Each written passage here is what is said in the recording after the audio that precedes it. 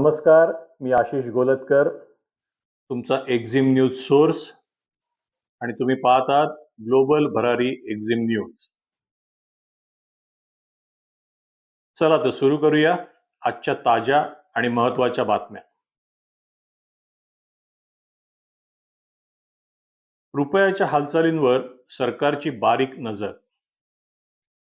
Finance मिनिस्टरने स्पष्ट केलंय की सरकार भारतीय रुपयांच्या हालचालीवर कडक नजर ठेवून आहे. एकतर डॉलर समोर रुपया कमकुवत होत आहे आणि चिंतेचं कारण म्हणजे इतर काही जागतिक चलनांमध्ये अशीच प्रवृत्ती दिसून येत आहे. एक्सपोर्टर्ससाठी हे महत्त्वाचं आहे. अचानक चलनातील तफावत कोटेशन्स आणि प्राइसिंगवर प्रभाव पाडू शकते. एससीओ मध्ये भारताने निषेध नोंदवला. एससीओ व्यापार मंत्र्यांच्या बैठकीत भारताने स्पष्ट निदर्शनात आणलं की निर्यात उपायांचं शस्त्रीकरण करू नये, म्हणजेच जाणीवपूर्वक तुटवडा निर्माण करून बाजाराचा गैरवापर करू नये.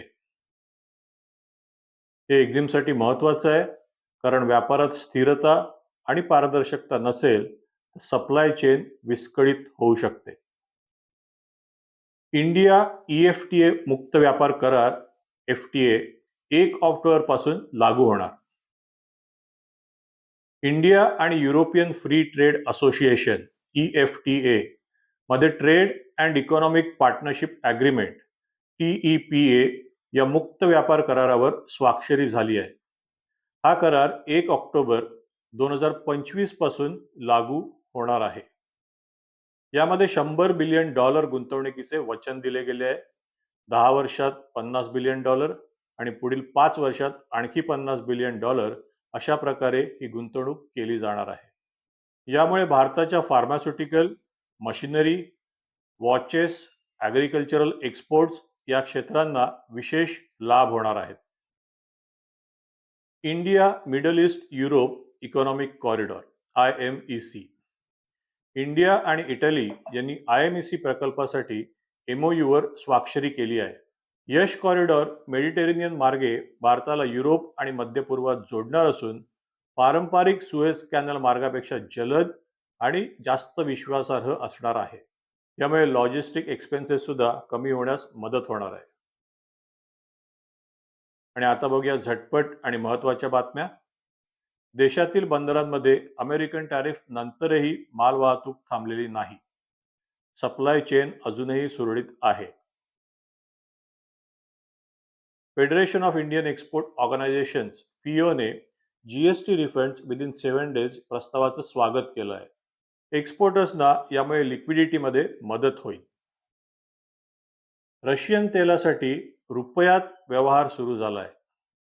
या न्यू पेमेंट चॅनलमुळे व्यापार आणखी सक्षम व टिकाऊ होणार आहे. आता आजची एक्झिम टीप.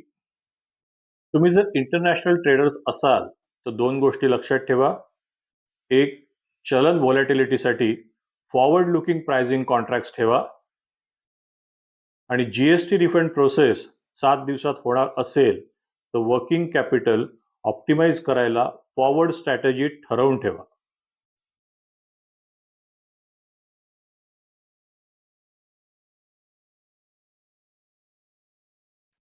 तर आता पुन्हा एकदा नजर टाकूया आजच्या मुख्य एक्झिम बातम्यांवर. रुपयावर सरकारची बारीक नजर. SCO मध्ये भारताने घेतला फेअर ट्रेडचा पक्ष. EU FTA 1 ऑक्टोबर पासून लागू होणार. लॉजिस्टिक्स मध्ये स्थैर्य आणि GST सुधारणेचं FIO कडून स्वागत. जर तुम्हाला हे बुलेटिन उपयोगी वाटत असेल तर चॅनलला सबस्क्राईब करा, बेल आयकॉनला प्रेस करा आणि पुन्हा भेटूया उद्या संध्याकाळी 7:30 वाजता. Export smartly, grow globally. मी आशिष गोलतकर आता तुमची रजा घेतो. धन्यवाद. नमस्कार.